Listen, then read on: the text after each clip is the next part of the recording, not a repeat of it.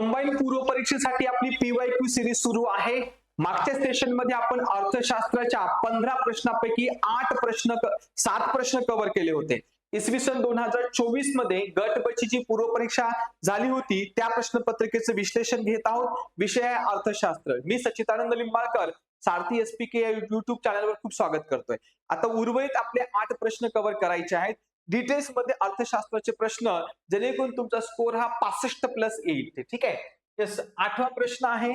8वा प्रश्न, भारतीय रिझर्व्ह बँकेद्वारे आर्थिक समावेशन कळफलक अंतर्दृष्टी मध्ये सुरू करण्यात आलेला आहे. ठीक आहे. म्हणजे हा कधीच आहे तर जून 2023 मध्ये हा डॅशबोर्ड जो आहे तो RBI ने सुरू केलेला आहे जून 2023 मध्ये. ठीक आहे. ओके, तर याचं थोडंसं डिटेल्स मध्ये आपण पाहूया की नेमकं आर्थिक समावेशन कशाला म्हणायचं असतं. आर्थिक समावेशन, फायनान्शियल इन्क्लुजन. आर्थिक समावेशन म्हणजे काय की देशातील जो वंचित वर्ग आहे, कमी उत्पन्न असलेला गट आहे किंवा जो ग्रामीण भागातील जे काही गट आहे यांना अगदी परवडणाऱ्या दरामध्ये, परवडणाऱ्या स्वस्तामध्ये त्यांना मूलभूत बँकिंग आणि आर्थिक सेवा उपलब्ध करून द्यायचे. मूलभूत अगदी. ठीक आहे. तसं कुठलं बचत खातं, कर्ज, विमा, पेन्शन, डिजिटल पेमेंट यासारख्या सुविधा ज्या आहेत गरिबांना, वंचित घटकांना, स्त्रियांना, ठीक आहे, ग्रामीण भागातील व्यक्तींना उपलब्ध करून द्यायच्या, त्याला आपण आर्थिक समावेशन, फायनान्शियल इन्क्लुजन असं म्हणतो आपण. ठीक आहे. Okay, yes. त्यानंतर यामध्ये महत्वाचा भाग जो आहे आर्थिक समावेशनामध्ये, आर्थिक समावेशन साध्य करण्यासाठी जाम त्रिसूत्री आपण वापरतो. जाम त्रिसूत्री. जाम म्हणजे काय? जे म्हणजे जनधन, जनधन अकाउंट, ए म्हणजे आधार नंबर आणि एम म्हणजे मोबाईल. या 3 गोष्टीच्या माध्यमातून आपण आर्थिक समावेशन साध्य करत आहोत. जनधन योजना. जनधन योजना म्हणजे काय आहे की बँकेमध्ये आपल्याला अकाउंट काढायचं असेल तर काहीतरी बॅलन्स ठेवावं लागायचं. परंतु शून्य बॅलन्स म्हणजे 1 रुपया नाही, अगदी शून्य पैसे ठेवून, म्हणजे 1 रुपया सुद्धा तुम्हाला लागणार नाहीये, तुम्हाला तिथं ठेवायची गरज पडणार नाही, तरी बँकेमध्ये खातं निघेल, अशा ही योजना सुरू केली होती. त्याला जनधन योजना असं म्हणूया आपण. आधार कार्ड, सगळ्यांकडे आहे आधार कार्ड. त्यानंतर मोबाईल क्रमांक. मग आपण काय केलेलं आहे, जनधन म्हणजे बँकेतला अकाउंट, त्यानंतर आधार कार्डचा नंबर आणि मोबाईल नंबर, ह्या 3 गोष्टी अटॅच केल्या आणि लाभार्थीच्या अकाउंट मध्ये पैसे देण्याची प्रक्रिया सुरू झालेली आहे. ठीक आहे. येस, म्हणजे आर्थिक समावेशनासाठी जनधन, आधार कार्ड आणि मोबाईल क्रमांक हे उपयुक्त आहेत. याच्या माध्यमातून आर्थिक समावेशन सुरू झालेलं आहे. त्याच्यानंतर डिजिटल क्रांती असं म्हणतो आपण. डिजिटल क्रांती. डिजिटल क्रांती म्हणजे आता मोठ्या प्रमाणामध्ये ऑनलाईन पेमेंट्स होतात आणि त्याची जी क्रांती आहे त्याला डिजिटल क्रांती असं म्हणूया. बँक मित्र आणि बिझनेस करस्पॉन्डंट. दुर्गम भाग आहे, ग्रामीण भाग आहे, त्या ठिकाणी बँका नसतात, तर त्या ठिकाणी बँकेचा प्रतिनिधी जाऊन अशा सुविधा उपलब्ध करून देतो. त्याला बँक मित्र किंवा बिझनेस करस्पॉन्डंट असं म्हणतात. Financial inclusion index. इंडेक्स पण आहे, निर्देशांक.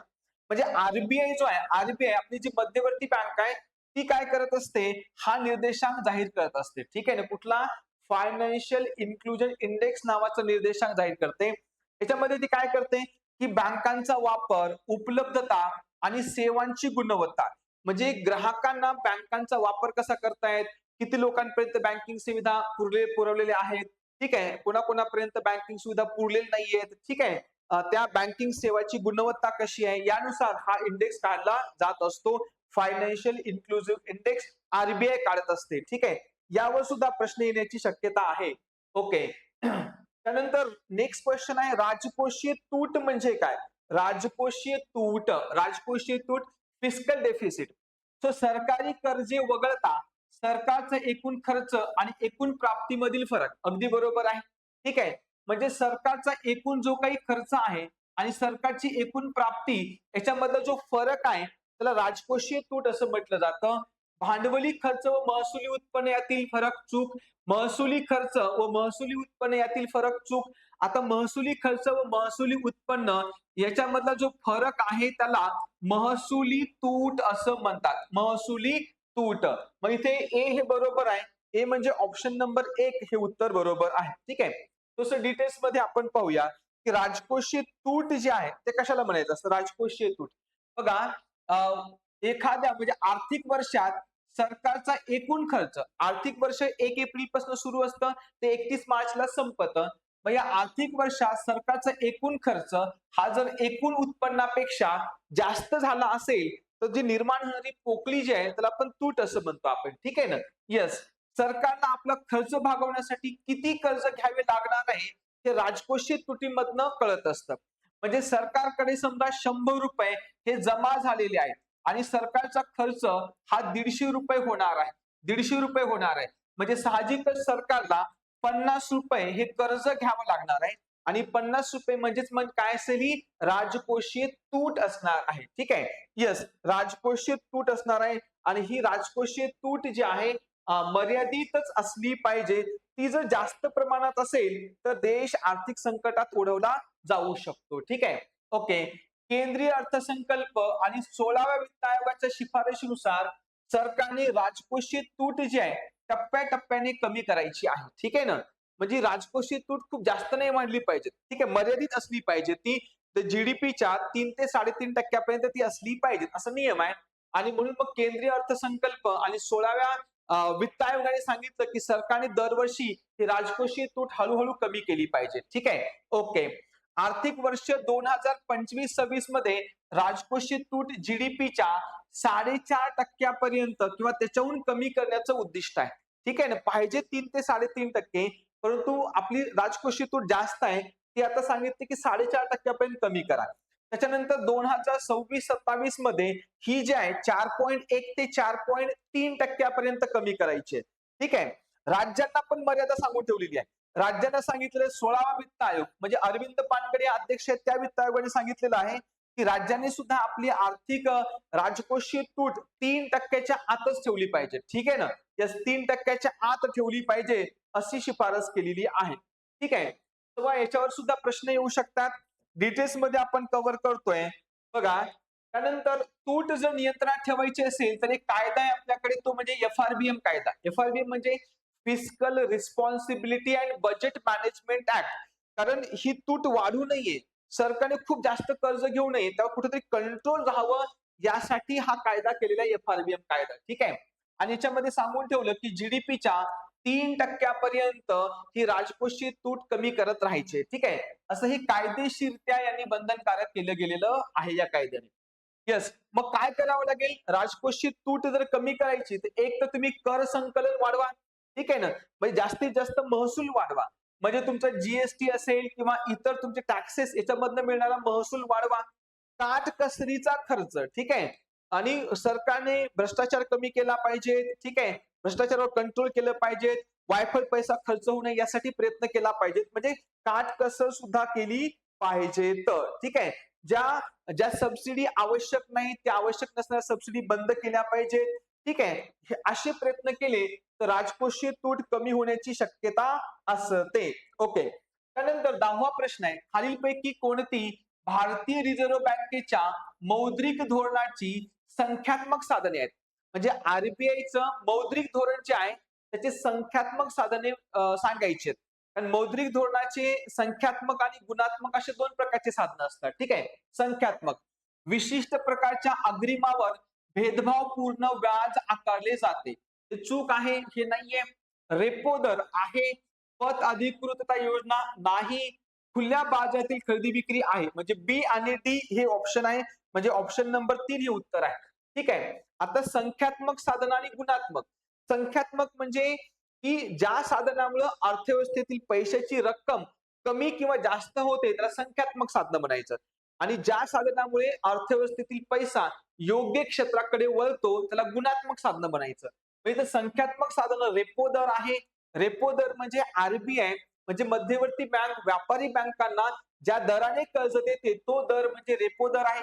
खुल्या बाजारातील खरेदी विक्री म्हणजे सरकारी जे काही बॉन्ड असतात, डिबेंचर्स असतात. ठीक आहे. आरबीआय काय करते? मंदी आहे का तेजी आहे यानुसार त्याची खरेदी विक्री करते आणि त्यानुसार अर्थव्यवस्थेतला पैसा कमी जास्त होत असतो. याला खुल्या बाजारातील खरेदी विक्री म्हणतात. मग बी आणि डी हे ऑप्शन आहेत. ठीक आहे ना? येस. ओके. म्हणजे ऑप्शन नंबर 3 हे उत्तर आहे.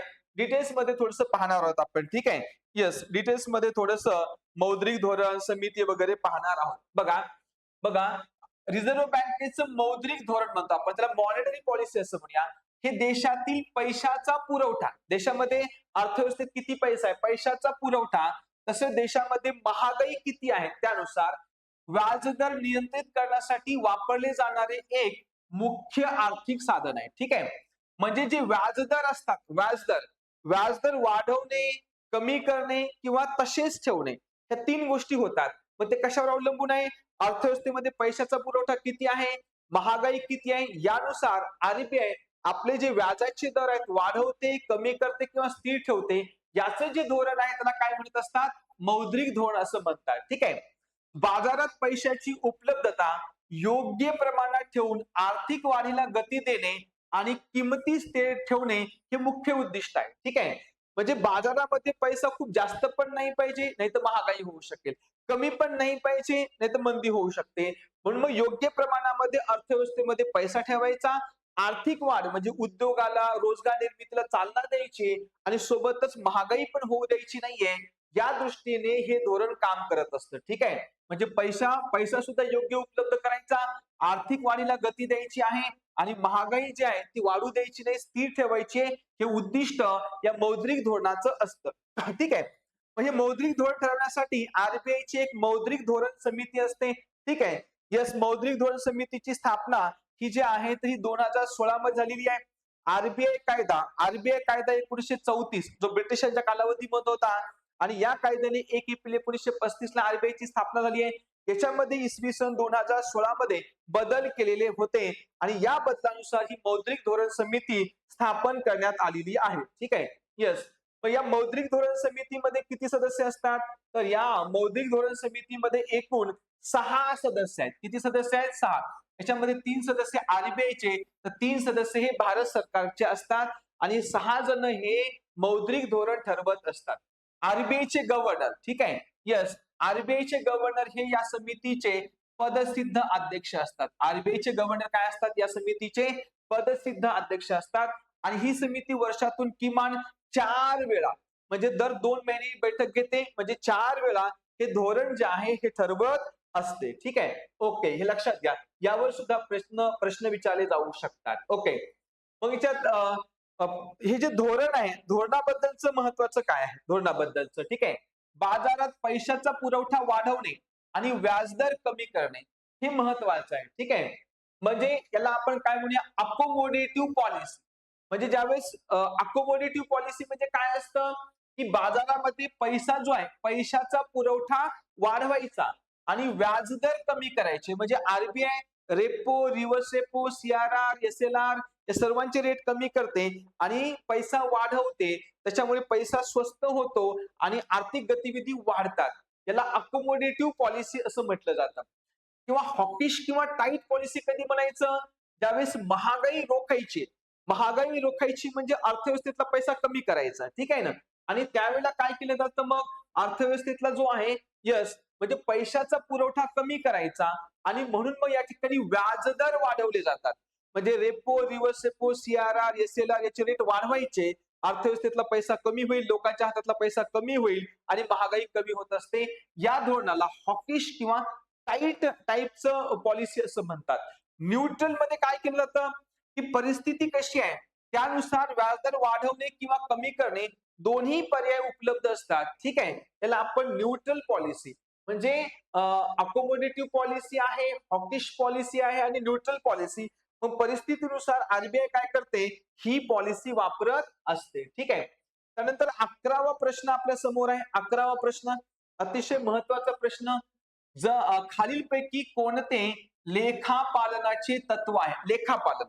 ठीक आहे. लेखापालन असं म्हणूया. लेखापालन म्हणजे काय असतं, की सरकारचा खर्च, कर्ज हे व्यवस्थितपणे लिहून ठेवणे, हिशोब लिहून ठेवणे म्हणजे लेखापालन. मग जमा उपर्जित तत्व आहे, भौतिकतेचे पण तत्व आहे, आर्थिक घटक तत्व पण आहे, मौद्रिक एकक तत्व म्हणजे ABCD 4ही पर्याय आहेत. लेखापालनावर हा प्रश्न विचारलेला आहे. ऑप्शन नंबर 4 हे त्याचं उत्तर आहे. आता लेखापालनाचे तत्व काय आहेत बघा. लेखापालन जे आहे त्याचं तत्व काय आहे? यस, बघा, व्यावसायिक आर्थिक व्यवहाराची अचूक नोंद ठेवण्यासाठी, त्याचे वर्गीकरण करण्यासाठी अंतिम वित्तीय अहवाल तयार करण्यासाठी वापरले जाणारे प्रमाणित नियम आणि मार्गदर्शक तत्वे. ठीक आहे ना?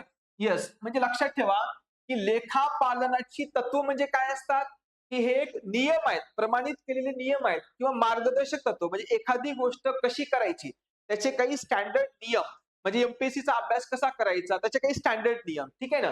मग इथे हे स्टँडर्ड नियम आहेत, मार्गदर्शक तत्व आहेत. कशासाठी? की जे व्यवसाय आहे त्या व्यवसायामधले आर्थिक व्यवहार, व्यवसायातले आर्थिक व्यवहार म्हणजे काय असतं? उत्पादन आहे, नफा आहे, तोटा आहे, कर्ज आहे, महसूल आहे, याची अचूक नोंद ठेवायची. ठीक आहे ना? व्यवसायातील आर्थिक व्यवहाराची अचूक नोंद ठेवायची आहे. ठीक आहे? त्याचं वर्गीकरण करायचं आहे आणि सोबत अंतिम अंतिम एक वित्तीय अहवाल तयार करायचा. त्याच्या संबंधित जे काही प्रमाणित नियम आहेत, मार्गदर्शक तत्व आहेत, त्याला काय म्हणायचं? लेखापालनाची तत्वे असं म्हटलं जात असतं. ठीक आहे?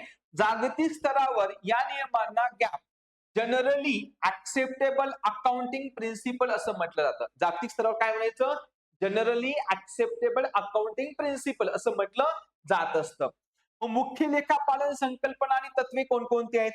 लेखापालनाची एकूण 13 पेक्षा जास्त तत्व आहेत. ठीक आहे ना? यस, 13 पेक्षा जास्त. पहिलं महत्वाचं आहे व्यावसायिक अस्तित्व तत्व, म्हणजे बिझनेस एंटायटी प्रिन्सिपल असं म्हणूया आपण. पहिलं कुठलं आहे? बिझनेस एंटायटी प्रिन्सिपल असं म्हणतो आपण. ठीक आहे? मग हा काय नियम आहे ऍक्च्युली? ठीक आहे, हा जो काही प्रिन्सिपल आहे तो नियम काय सांगतो, की व्यवसाय आणि व्यवसायाचा मालक या दोघांना दोन स्वतंत्र कायदेशीर घटक मानतो. ठीक आहे? म्हणजे बिझनेस प्रिन्सिपल काय? व्यवसायाचा मालक वेगळा आहे आणि व्यवसाय वेगळा आहे, दोघांना तो स्वतंत्र मानत असतो. ठीक आहे? यस. मौद्रिक मापन तत्व, मॉनिटरी युनिट प्रिन्सिपल काय सांगतं? मौद्रिक मापन किंवा मॉनिटरी युनिट प्रिन्सिपल काय सांगतं? व्यवसायातील केवळ अशाच व्यवहाराची नोंद केली जाते ज्याचे मूल्य पैशाच्या स्वरूपात मोजता येणे शक्य आहे. ठीक आहे? आता ज्या गोष्टी पैशाच्या स्वरूपात, म्हणजे खर्च असेल, कर्ज असेल, महसूल असेल, खरेदी, विक्री, नफा, तोटा, हे पैशाच्या स्वरूपात मोजलं जातं, याचीच नोंद केली जाते, त्याला मौद्रिक मापन तत्व. ठीक आहे? पण मग दुसरं काय जे पैशाच्या स्वरूपात मोजलं जात नाही, म्हणजे एखाद्या व्यवसायिकाला कोणी कॉन्फिडन्स दिला, मोटिवेट केलं, ते काही पैशात मोजता येतं का? नाहीच आहे. मग ते याच्यात येणार नाही, मौद्रिक मापन तत्वात येणार नाही. ठीक आहे? येस, जे पैशाच्या स्वरूपात मोजता येतं तेच त्याच्यामध्ये येणार. तिसरं आहे तत्व, त्याला म्हणूया आपण चालू, गोईंग कन्सर्न, चालू व्यवसाय तत्व. कोणताही व्यवसाय सुरू करताना तो दीर्घ काळापर्यंत अखंडपणे चालू राहील या गृहीतकाच्या आधारावर खाती लिहिली जातात. ठीक आहे? म्हणजे कोणताही व्यवसाय सुरू करायचा असेल तर तो दीर्घ कालावधीपर्यंत चालेल अशा हिशोबाने ती खाती लिहून ठेवतात, त्याला काय म्हणायचं? चालू व्यवसाय तत्व. नंतर ऐतिहासिक खर्च तत्व, हिस्टॉरिकल कॉस्ट प्रिन्सिपल काय म्हणतात? व्यवसायासाठी खरेदी केलेली कोणतीही मालमत्ता, जसं जमीन असेल, इमारत असेल, तिच्या मूलभूत खरेदी किमतीवरच पुस्तकात नोंदवली जाते, चालू बाजारावर नाही. ठीक आहे? म्हणजे व्यवसायासाठी एखादी जमीन खरेदी केली, एखादी घर, इमारत, तर त्याची मूळ किंमत आहे ना त्याचनुसार ती नोंदवली जाते. कारण दिवसेंदिवस तिची किंमत वाढणारच आहे, बाजार किंमत वाढणार आहे, ती नाही तर त्याची मूळ किंमत, यालाच आपण काय म्हणू? हिस्टॉरिकल कॉस्ट प्रिन्सिपल असं म्हणूया आपण. दुहेरी नोंदणी तत्व, ड्युअल एस्पेक्ट प्रिन्सिपल, म्हणजे प्रत्येक व्यावसायिक व्यवहाराचे दोन बाजूंवर समान मूल्य पडते. ठीक आहे? यातूनच मुख्य अकाउंटिंग समीकरण तयार होते, म्हणजे डेप्टर आणि क्रेडिटर. ठीक आहे? म्हणजे कर्ज देणारा आणि कर्ज घेणारा दोन्हीचीही त्या ठिकाणी नोंद होत असते, त्याला आपण ड्युअल एस्पेक्ट प्रिन्सिपल असं म्हणूया आपण. ठीक आहे?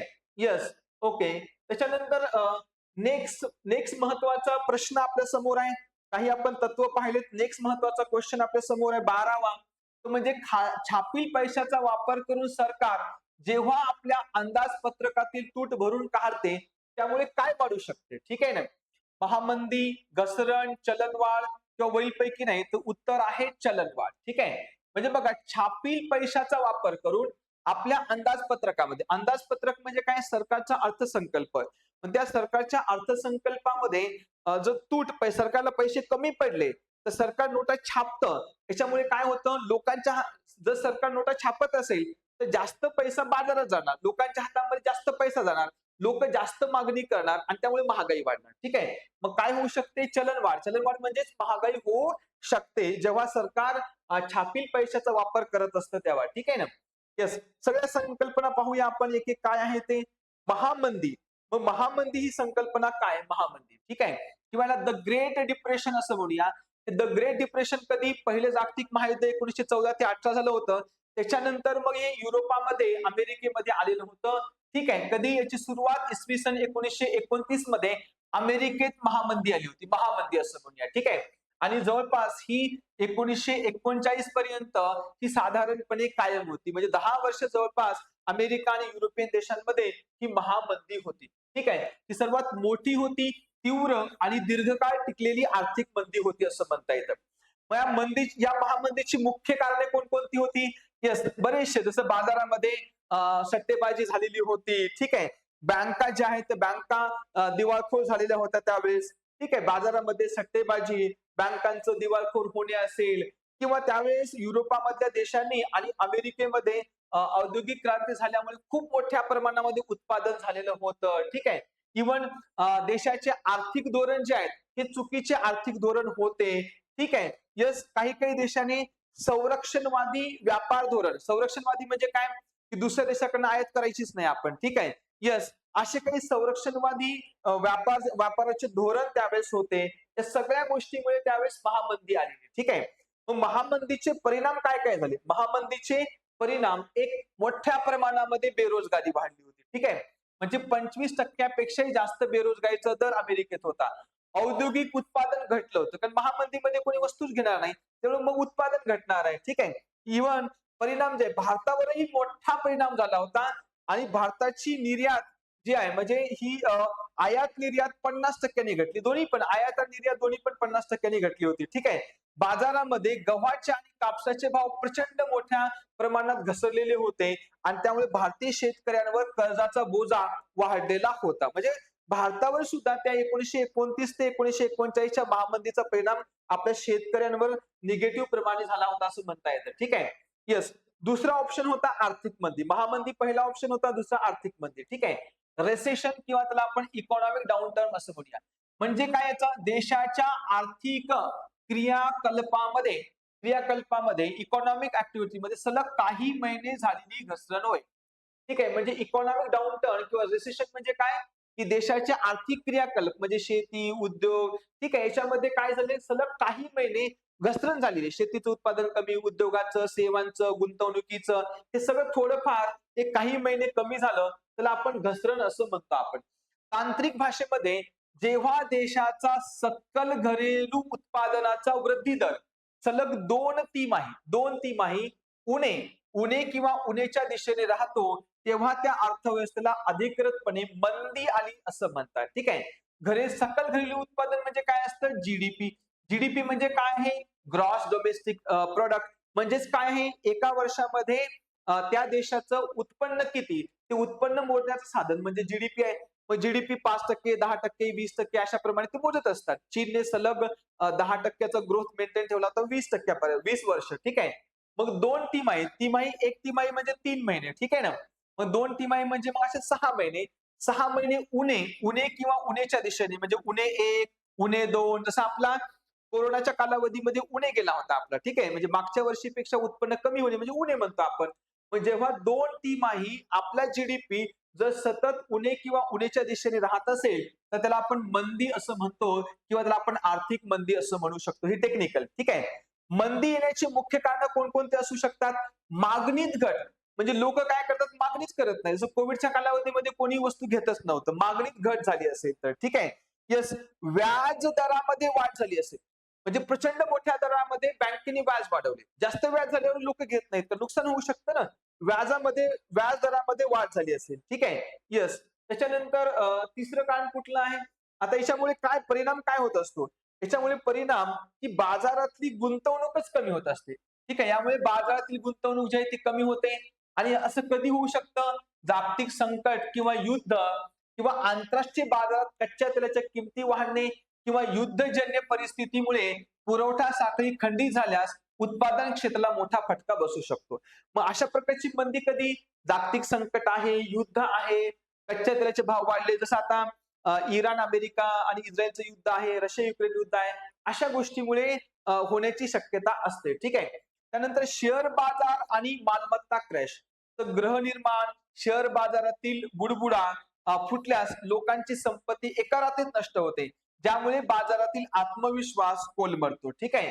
येस, जसं 2008 मध्ये जागतिक मंदी आली आणि पूर्ण शेअर मार्केट आपलं कोसळलेलं होतं, असाही परिणाम होत असतो. ठीक आहे.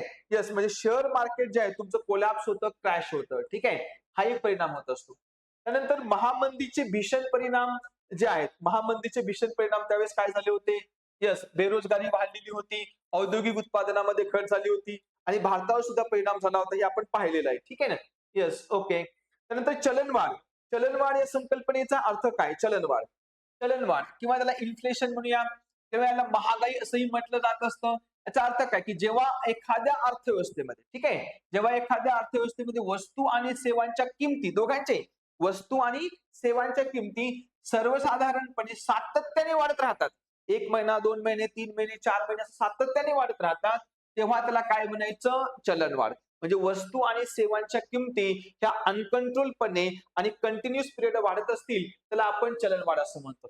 यामुळे पैशाची खरेदी क्षमता कमी होते, कारण वस्तू महाग होतात. म्हणजे मग त्या महाग झालेल्या वस्तू खरेदी करण्यासाठी जास्त पैसे द्यावे लागतात आणि म्हणून पैशाची खरेदी शक्ती कमी होत असते. ठीक आहे. येस, पैशाची खरेदी शक्ती कमी होत असते. चलनवाढ होण्याची मुख्य कारणं कोणकोणती आहेत? येस, महत्वाची 3 कारणं ही सांगता येतात. एक आहे ते म्हणजे मागणी प्रेरित चलनवाढ. मागणी प्रेरित. ठीक आहे. मागणी प्रेरित म्हणजे काय? जेव्हा बाजारात वस्तू आणि सेवांचे उत्पादन कमी असते, परंतु लोकांकडे पैसा जास्त असतो. म्हणजे बाजारात वस्तू कमी आहेत, सेवा कमी आहेत, पण लोकांकडे पैसा जास्त आहेत. मग लोक काय करतात? जास्त खरेदी करायला जातात, त्याच्या किमती वाढतात. असं सोनं. सोन्याचं प्रमाण बाजारात कमी आहे आणि मागणी करणारे जास्त आहेत आणि म्हणून मग त्याचे रेट्स वाढतात. ठीक आहे ना? त्याला आपण मागणी प्रेरित चलनवाढ असं म्हणतो आपण. ठीक आहे. मागणी प्रेरित चलनवाढ. दुसरं आहे ते म्हणजे खर्च प्रेरित चलनवाढ. खर्च प्रेरित म्हणजे काय असतं याच्यामध्ये? की मजुरीचा खर्च वाढतो. म्हणजे चलनवाढमध्ये त्या वस्तूची किंमत वाढते. मग खर्च प्रेरित काय? ती वस्तू बनवण्यासाठी लागणारा जो कच्चा माल आहे, वस्तू बनवण्यासाठी लागणारा कच्चा माल त्याच्याच किमती जर वाढल्या, तर शेवटी त्या वस्तूची किंमत वाढते आणि चलनवाढ वाढते. त्याला खर्च प्रेरित चलनवाढ असं म्हटलं जात असतं. खर्च प्रेरित. जे आता सध्या की स्टेट ऑफ हॉर्मुझ क्लोज केलं इराणने, त्याच्यामुळे आता पेट्रोल डिझेलचे भाव वाढलेत आणि त्याच्यावर चालणाऱ्या वस्तूंच्या किमती आता वाढणार. ठीक आहे. तर आपण खर्च प्रेरित चलनवाढ असं म्हणूया, कारण ती वस्तू तयार करण्यासाठी येणारा खर्च हा वाढतो आणि वस्तूची किंमत वाढते. त्याला खर्च प्रेरित चलनवाढ असं म्हणू शकतो आपण. ठीक आहे ना? Yes, okay. त्याच्यानंतर काय आहे? संरचनात्मक चलनवाढ असं म्हणूया आपण. Built in structural. याच्यामध्ये जेव्हा राहणीमानाचा खर्च वाढल्यामुळे कामगार जास्त पगाराची मागणी करतात आणि कंपन्या तो पगार देण्यासाठी वस्तूच्या किमती आणखी वाढवतात. ठीक आहे. म्हणजे लोकांचं राहणीमानच वाढलं. जसं आता राहणीमान वाढलंय, सगळ्यांना मोबाईल पाहिजेत. ठीक आहे. सगळं राहणीमान चांगलं पाहिजे, चांगले कपडे पाहिजे. ठीक आहे. मग त्याच्यामुळे ती लोक पगार पण जास्त मागणी करतात. कंपन्या काय करतात? पगार जास्त वाढवतात आणि तेवढी त्या वस्तूची किंमत वाढवतात. ठीक आहे. म्हणून सुद्धा महागाई होत असते. आता भारतात चलनवाढ मोजण्याच्या कोणकोणत्या पद्धती आहेत? एक सर्वात महत्वाचा आहे ग्राहक किंमत निर्देशांक किंवा कन्झ्युमर प्राइस इंडेक्स असं म्हणूया आपण. कन्झ्युमर प्राइस इंडेक्स म्हणजे एखादी वस्तू ग्राहक खरेदी करतो. ठीक आहे ना? मग तो कपडे असू द्या, अन्नधान्य असू द्या, काही पण. मग त्याला ती वस्तू स्वस्त मिळाली का महाग मिळाली, याच्यावरून जी महागाई मोजतात त्याला ग्राहक किंमत निर्देशांक किंवा कन्झ्युमर प्राइस इंडेक्स असं म्हणतो आपण. ठीक आहे. दुसरं आहे तो म्हणजे घाऊक किंमत निर्देशांक किंवा त्याला आपण WPI होलसेल प्राइस इंडेक्स असं म्हणतो आपण. येस, म्हणजे काय आहे? की ती वस्तू कुठे तयार होते? कंपनीच्या लेवलला, कारखान्याच्या लेवलला. मग तिथे ती वस्तू जी आहे तयार होताना स्वस्तात झाली का महागात झाली? तिथे जी महागाई मोजली जाते कंपनीच्या स्तरावर, ठीक आहे ना, निर्मितीच्या स्तरावर, त्याला WPI असं म्हटलं जात असतं. ठीक आहे. येस, होलसेल प्राइस इंडेक्स असं म्हणूया. मग RBI काय करते? महागाई मोजण्यासाठी CPI चा वापर करते, तर सरकार मात्र WPI चा वापर करत असते. ठीक आहे ना? ओके. त्यानंतर 13वा महत्वाचा प्रश्न आहे आपल्या समोर. अतिशय महत्वाचा हा 13वा प्रश्न आहे. खालीलपैकी कोणती वैशिष्ट्ये करदेय क्षमता तत्वाची आहेत? करदेय उच्च उत्पन्न मिळवणारे आणि श्रीमंत व्यक्तीने अधिक आयकर भरावा. अगदी बरोबर आहे. ज्याचं जास्त उत्पन्न आहे ते जास्त इन्कम टॅक्स. कमी उत्पन्न मिळवणारे आणि गरीब लोकांना आयकरातून सूट. अगदी बरोबर आहे. म्हणजे दोन्ही पण बरोबर आहेत. A आणि B दोन्ही पण बरोबर आहेत. डिटेल्स आपण पाहूया एक्सप्लेनेशन. ठीक आहे. येस, 13वा प्रश्नाचं. कर देय क्षमता तत्व म्हणजे काय? कर देय क्षमता तत्व, कर देय ॲबिलिटी टू प्रिन्सिपल म्हणजे काय? हे एक आधुनिक कर प्रणालीचं एक अत्यंत महत्वाचं मूलभूत तत्व आहे. आधुनिक बरं, ती मध्ययुगीन कालावधीची नाही, तर आत्ताची कर प्रणालीचं ही मूलभूत तत्व आहे ॲबिलिटी टू पे प्रिन्सिपल. ठीक आहे. म्हणजे प्रत्येक नागरिकावर त्याची आर्थिक क्षमता किती आहे, मग त्याची पगार किती आहे, त्याचं इन्कम किती आहे, त्यानुसार त्याच्यावर टॅक्स लावला जात असतो. जर जास्त पगार असेल तर जास्त टॅक्स, जास्त इन्कम तर जास्त टॅक्स, कमी इन्कम तर कमी टॅक्स. ठीक आहे. येस, म्हणजे कर भरण्याच्या ताकदीनुसार कराचा बोजा टाकला जात असतो, की त्याची कर भरण्याची किती क्षमता आहे. जर जास्त असेल तर जास्त टॅक्स भरा, कमी असेल तर कमी टॅक्स भरा. याला आपण कर देय क्षमता तत्व असं म्हणतो आपण. ठीक आहे. Yes, okay. मग याचे मुख्य आधारस्तंभ कोणते आहेत? मुख्य कर देय क्षमताचे जे आहेत, तर याच्यामध्ये महत्वाचं क्षितिज समांतर समता, हॉरिझॉन्टल इक्विटी. हॉरिझॉन्टल इक्विटी, ठीक आहे ना. याच्यामध्ये महत्वाचं आहे हॉरिझॉन्टल इक्विटी. आता हॉरिझॉन्टल इक्विटी म्हणजे काय असते? हॉरिझॉन्टल इक्विटी म्हणजे काय, की समान आर्थिक परिस्थिती किंवा समान उत्पन्न असलेल्या सर्व व्यक्तींना सारखाच कर. ठीक आहे.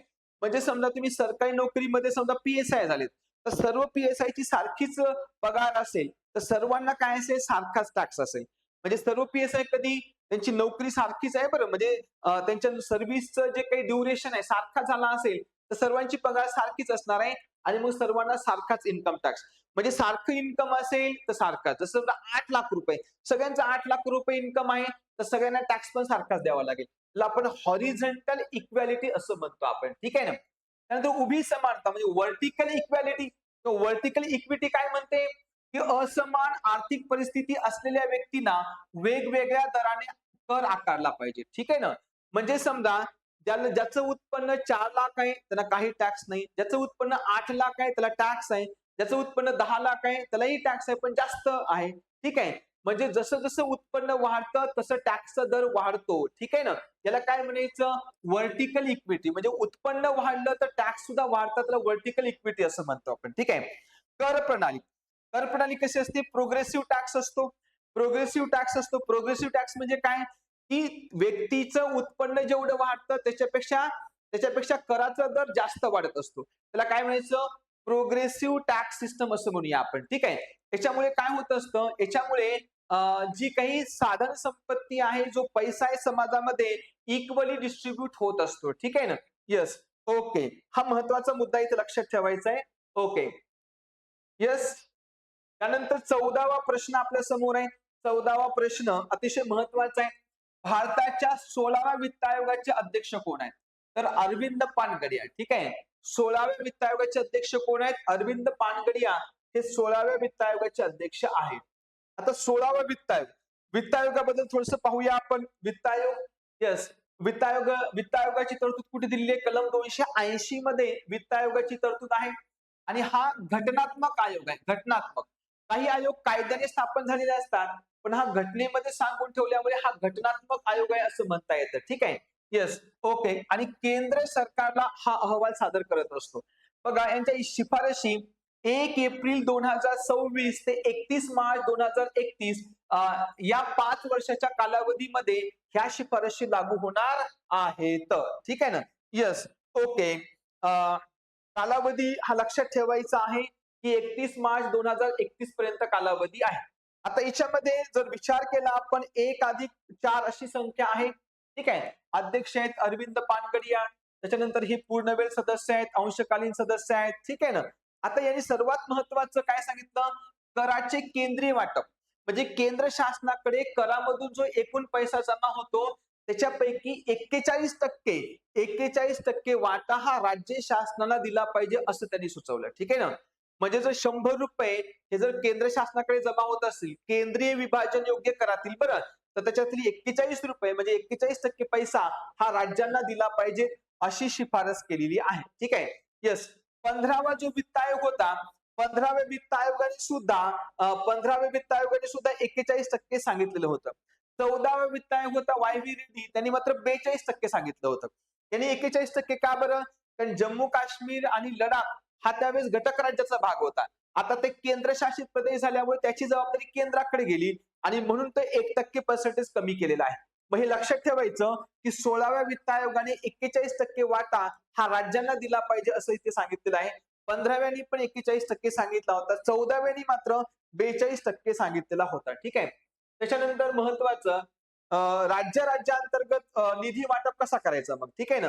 येस, राज्यांतर्गत वाटपाचे निकष. ओके, मग कोणकोणते? राष्ट्रीय जीडीपीत योगदान.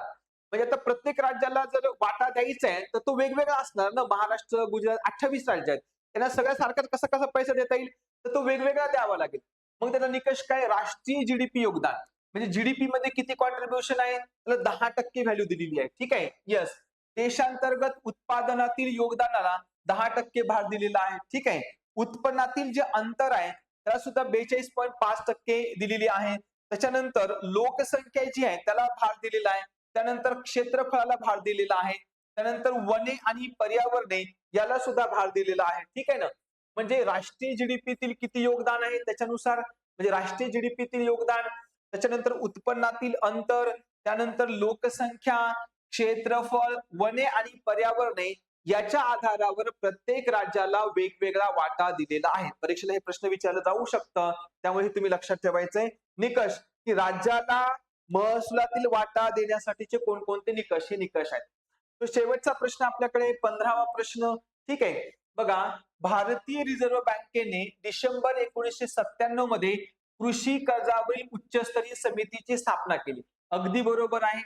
श्री आर व्ही गुप्ता हे कृषी कर्ज विषयक उच्चस्तरीय समितीचे अध्यक्ष होते, हे पण बरोबर आहे. ए आणि बी दोन्ही पण बरोबर आहेत, म्हणजे दोन्ही ए आणि बी हे योग्य आहेत. ठीक आहे ना. त्याचं थोडंसं एक्सप्लेनेशन पाहूया आपण. यस, बघा, कृषी कर्जावरील उच्चस्तरीय समिती कोणती आहे? कृषी कर्जावरील उच्चस्तरीय समिती. आता ही कधी कोणी स्थापन केली होती? रिझर्व्ह बँक ऑफ इंडिया, आपली जी मध्यवर्ती बँक आहे तिने स्थापन केली. बरं, कशासाठी? तर शेती क्षेत्र जे आहे, शेतीला सहज कर्ज उपलब्ध झालं पाहिजे. ठीक आहे ना. म्हणजे पुरेशा प्रमाणात कर्ज पुरवठा झाला पाहिजे, त्यासाठी ही स्थापन केली होती. ठीक आहे. ओके, मग आर व्ही गुप्ता समिती 1997-98 ची होती आणि या समितीने आपला जो काही अहवाल आहे तो अहवाल सादर केला आणि त्यानुसार किसान क्रेडिट कार्ड ची सुरुवात झाली. केसीसी, त्याला आपण क्रॉप लोन म्हणूया आपण, त्याची सुरुवात झालेली आहे. ठीक आहे. कधी? इसवी सन 1998 मध्ये हे किसान क्रेडिट कार्ड सुरू झालेलं आहे. केसीसी सुरू झालंय, त्याला क्रॉप लोन म्हणतो आणि याद्वारे मग शेतकऱ्यांना अगदी स्वस्त दरामध्ये कर्ज मिळतं आणि तेही जास्त काही किचकट प्रोसेस नाहीये. सिंपल साध्या प्रोसेसनी हे कर्ज मिळत असतं. म्हणजे त्याचं श्रेय या समितीला जात असतं असं म्हणता येतं. आर व्ही गुप्ता समिती. ठीक आहे. ओके, मग हे सगळं काही या समितीमुळे साध्य झालेलं आहे. यस, सरलीकरण, शेतकऱ्यांना कर्ज घेण्यासाठी लागणारी कागदपत्रे आणि कठीण तांत्रिक प्रक्रिया सुलभ करण्याची शिफारस केली. म्हणजे खूप जास्त त्रास नाही झाला पाहिजे शेतकऱ्याला, ते अगदी स्वस्तामध्ये कर्ज मिळालं पाहिजेत, कमी कागदपत्र आणि सहज मिळाल्या पाहिजेत, यासाठी शिफारस केली. ना हरकत प्रमाणपत्र रद्द करणे. शेतकऱ्यांना दुसऱ्या बँकेकडून कर्ज घेताना लागणारी ही जी जाचक अट आहे ती पण शिथिल करण्यात आली. कारण शेतकऱ्यांना 2-3 बँकेकडून कर्ज घेता यावं यासाठी म्हणून ही अट जी आहे ती जी आहे तर ती रद्द करण्यात आलेली आहे. स्टॅम्प ड्युटी रद्द करणे. कृषी जमिनीच्या गहाण खात्यावर आकारली जाणारी स्टॅम्प ड्युटी राज्य सरकारने रद्द करावी असं पण सांगितलं. कारण शेतकरी काय करतो? आपली जमीन गहाण ठेवतो, पण गहाण ठेवायचं म्हणजे रजिस्ट्री करावी लागते बँकेमध्ये आणि त्या रजिस्ट्रीवर स्टॅम्प ड्युटी भरावी लागते. ठीक आहे. मग ती स्टॅम्प ड्युटी सुद्धा राज्य शासनाने माफ केली पाहिजे, जेणेकरून शेतकरी आपली जमीन सहज बँकेमध्ये गहाण ठेवू शकेल आणि कर्ज जे आहे जास्तीत जास्त मिळवू शकेल. ठीक आहे ना. Yes, okay. मग अशा प्रकारे थोडस पाहता येतं की अशा प्रकारे आपण हे पूर्ण डिस्कस केलेलं आहे. ठीक आहे. येस, मग असे हे उरलेले आपले प्रश्न इकॉनॉमिक्स मधले जे पीवायक्यू होते, एमपीएससी ने गट बच्या परीक्षेमध्ये विचारलेले होते, हे आपण कव्हर केलेत. 2 सेशन मध्ये कव्हर केलेले आहेत. पहिल्या याच्यामध्ये 7 आणि नंतरचे 8 प्रश्न. ठीक आहे. ही आपली पीवायक्यू सिरीज आहे. ठीक आहे. खूप यासाठी मेहनत घ्यावी लागते, खूप डिटेल्स मध्ये आपण कव्हर करतोय, जेणेकरून तुमचं त्या टॉपिकचं रिव्हिजन व्हावं, तुम्हाला त्याचा फायदा व्हावा यासाठी म्हणून. ठीक आहे. तो हा व्हिडिओ सर्वांनी जास्तीत जास्त शेअर करायचा आहे. सो थांबूया. Thank you so much. Thanks a lot.